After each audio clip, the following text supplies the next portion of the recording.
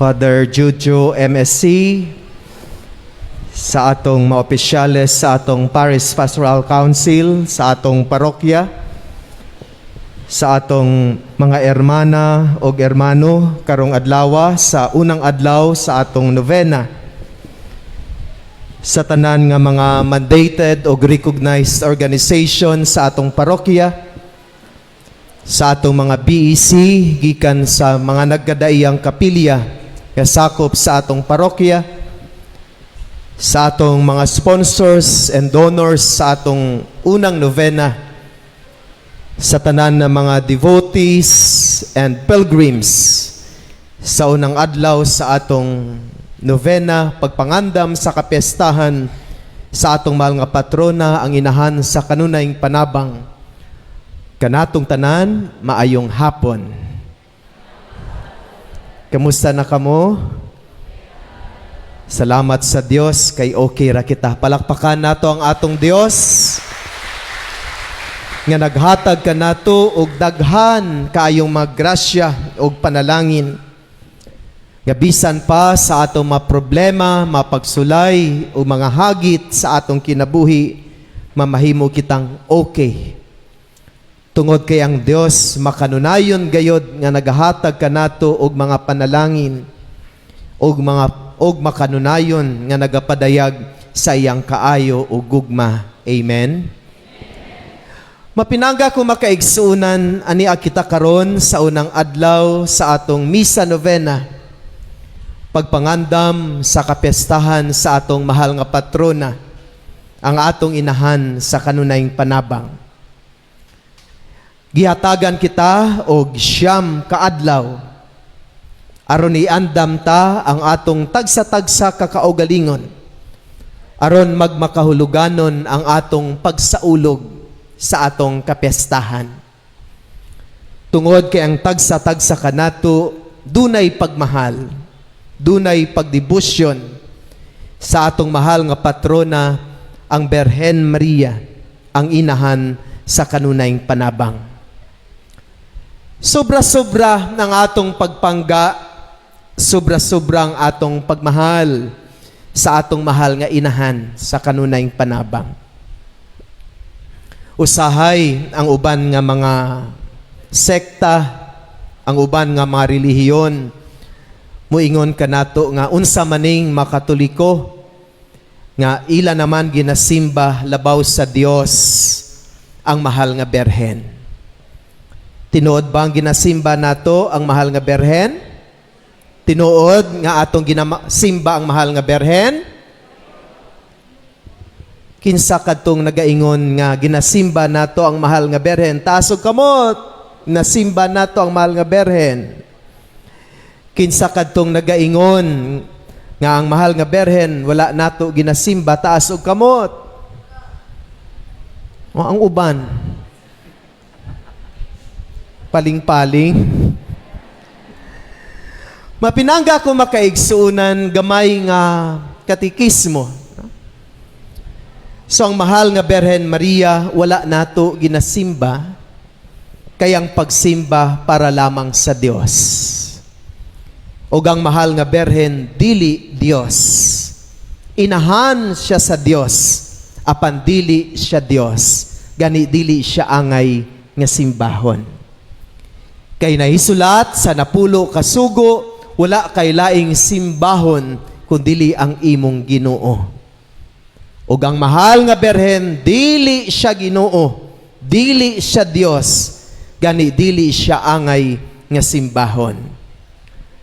Nan kanang atong pagrosaryo di ay, kanang atong pag-ampog mga novena, muduol pagani kita sa iyang atubangan ug muluhod. Ato pagani siya hikapon, ato pagani siya sangpiton, dili ba kana siya pagsimba? Dili. Kayang pagsimba para lamang sa Dios. Ang atong pagduol kaniya, ang atong paghikap kaniya, ang atong pag-ampog santos nga rosaryo, ang atong pag-ampog mga novena, ang atong pag-awit o Birhen Maria, kining tanan pagpadayag sa atong pagdayig, pagpasalamat ug pagmahal dili pagsimba sa mahal nga Berhen Maria. Kining tanan pagpadayag nato sa atong pagpasidungog, pagdaig, pagpasalamat ug pagmahal sa Berhen Maria. Ug para kanako, daghang mga rason ngano nga angay kitang kanunay magpasalamat, magdaig ug magpasalamat sa Berhen Maria. Nga nahimo siyang kabahin sa atong kinabuhi, nga duna siya'y luna sa atong mga kasing-kasing. Usa sa mga rason ngano ang atong mahal nga Berhen Maria ang inahan sa kanunayng panabang ato gayud pasidunggan, pasalamatan, daygon ug mahalon tungod kay siya kanunay gayud ng gama, nangalia ug nagatabang kanato sa atong mga pag-ampo.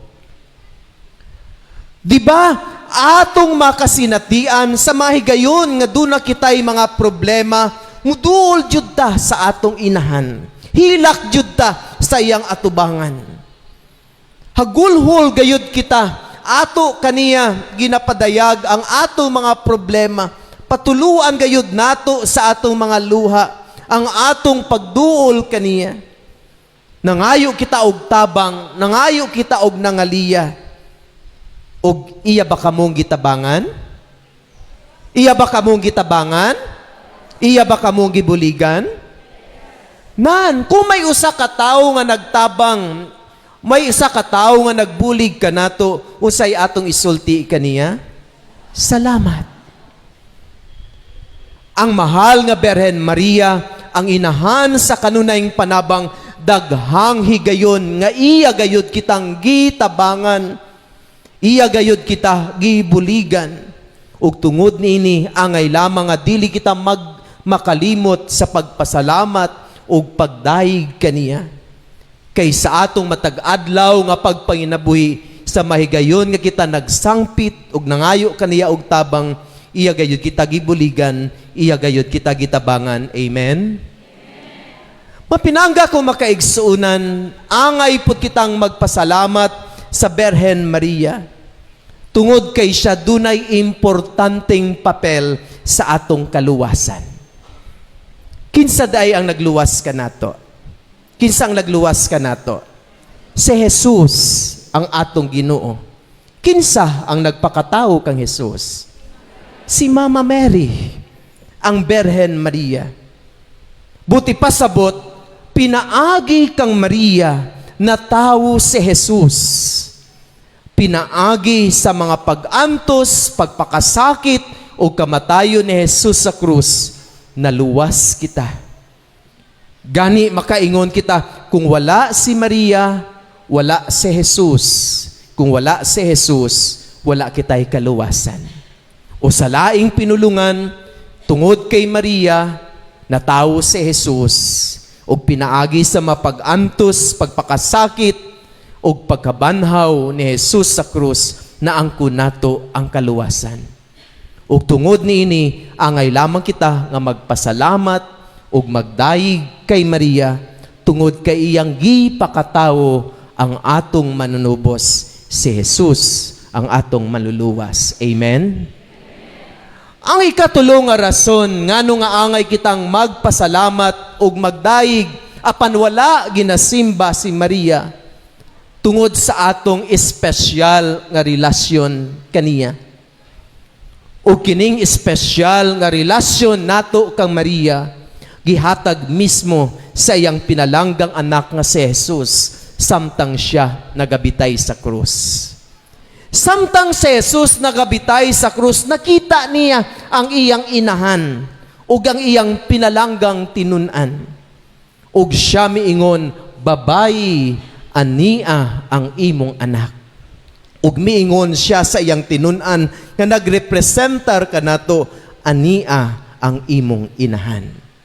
Buot ipasabot sa tiilan sa krus, gibilin kita ni Jesus ngadto kang Maria, aron kita mamahimong anak ni Maria, ug si Maria mamahimong inahan nato.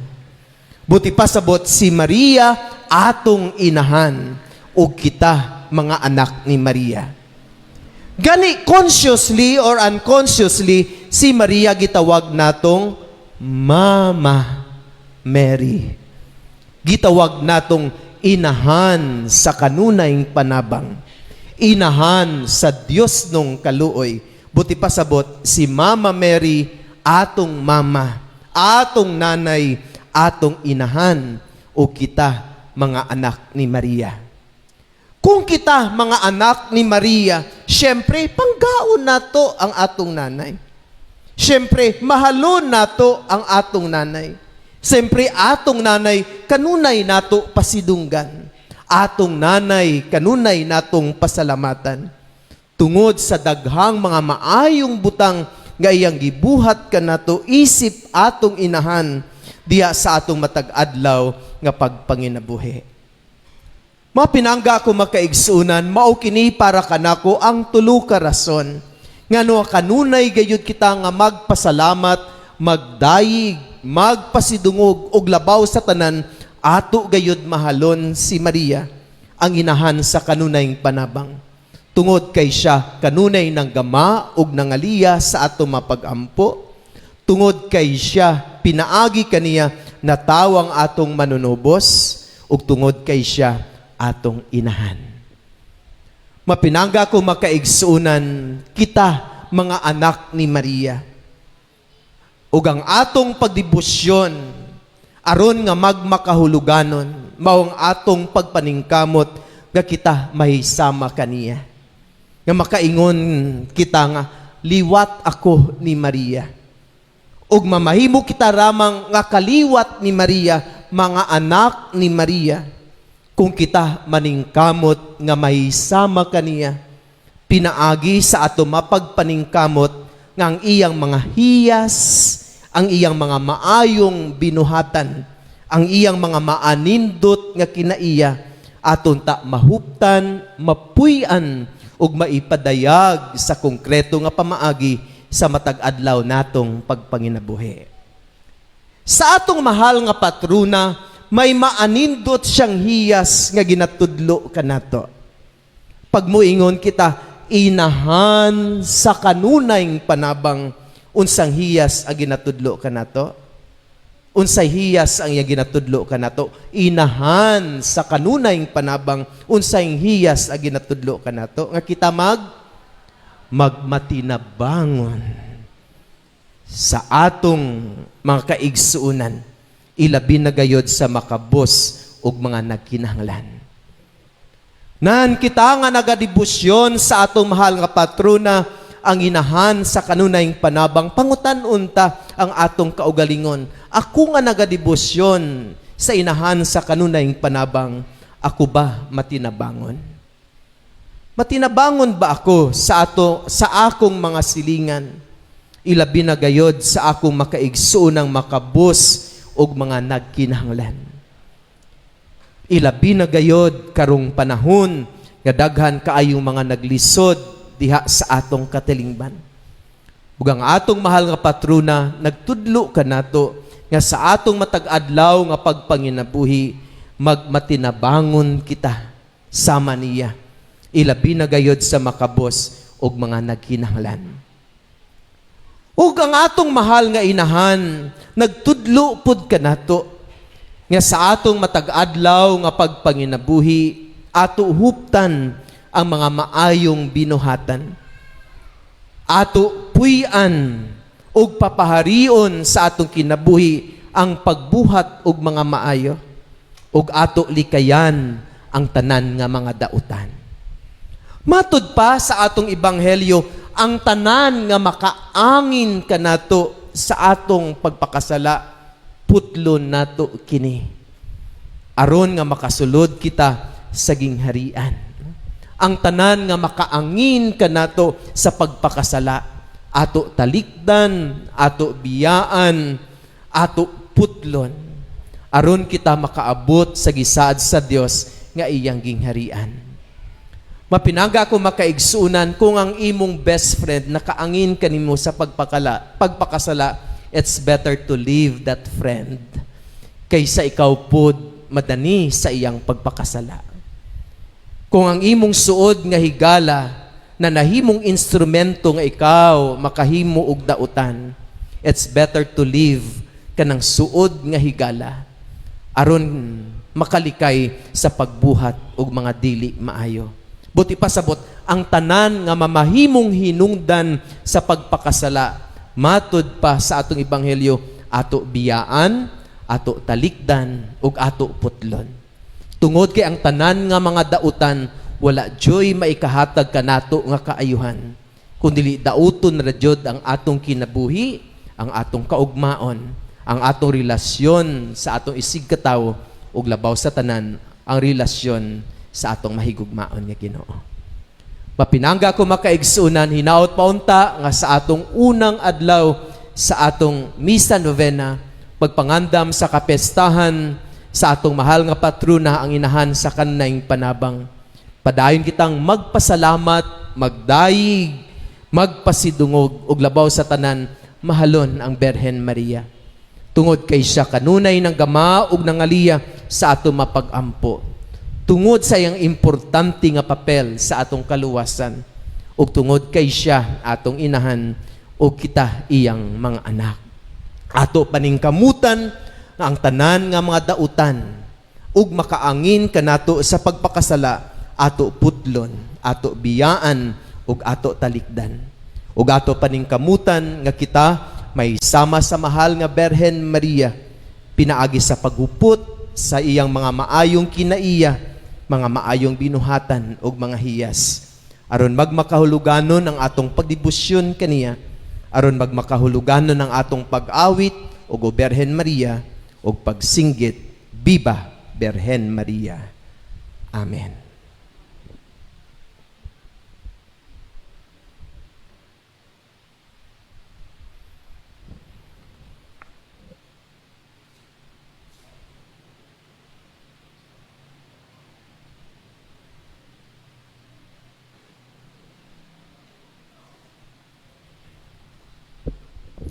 Palihog manindog.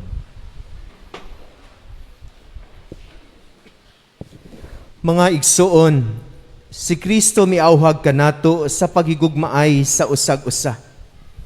Talikdan ang tanan nga mga dautan. Ipakita nato karon kanang maong gugma pinaagi sa matinud-anon natong pag-ampo. Labi na alang kanila nga nanginahanglan ug moingon kita, Ginoo sa gugma pamatia kami.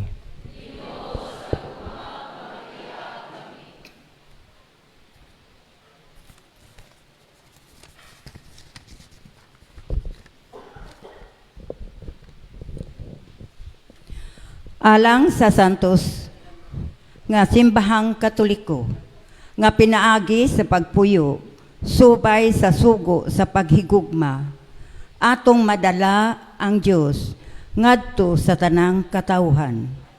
Mga muyo kita sa Ginoo. Alang sa tanang katawhan, sa tanang kanasuran, nga sila magmahadlokon sa Dios, sa ingon magbuhat sila og maayo, subay sa ilang mga konsyensya. Mga muyo kita sa Ginoo. Alang sa tanang mga magtiayon, nga magmaunungon unta sila sa ilang mga saad. Mga muyo kita sa Ginoo. Alang sa World Meeting of Families, nga pagahimuon sa Roma o sa Archdiocesan Family Congress, dinhi sa Sugbo, karong Hunyo 22 hangtod sa 26, 2022, nga unta mahimong malampuson.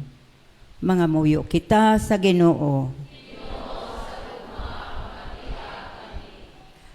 Nga imo untang isipon nga takos ug mapuslanon, alang kanamo nga si Teofilo Kamomot, sulugoon sa Dios, mabayaw ngadto sa altar sa mga santos. Mga muyo kita sa Ginoo. Alang sa atong mga sponsors, benefactors o donor sa atong mga proyekto, ilabi na sa pagpatukod sa bagotang simbahan, nga ang ilang kinasingkasing nga hinabang mamahimong kapanaminan sa uban alang sa pagpalambo sa bertud sa pagkamanggihatagon ug ang madagaya ong grasya sa Dios matagamtaman sa tanan. Mga muyo kita sa Ginoo. Alang sa kalampusan sa pagpatukod sa atong bagong simbahan, ug nga sa kanunay, mapanalipdan nga malikay sa sakit ug disgrasya, ang tanan nga mga lumilihok niini. Mga muyo kita sa Ginoo. Alang sa atong mga kaigsuunang mihalina, nga ang Dios maghatag kanila sa walay katapusang Pinoy-anan sa langit. Mga muyo kita sa Ginoo.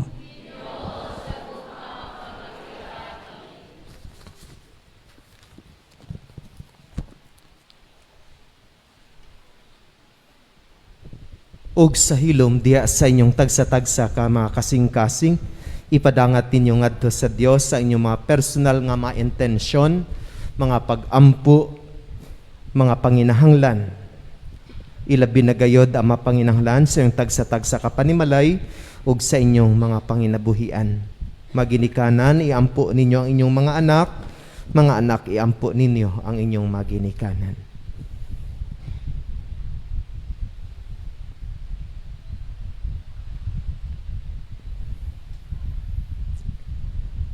Nangamuyo kami Ginoo, patalinghugi ang mapangaliyas sa imong katawhan nga nagampo. Himoa nga makakita kami sa mabutang nga kinahanglan among buhaton, ug liguna kami sa pagpanuman niini. Pinaagi ni Kristo among Ginoo.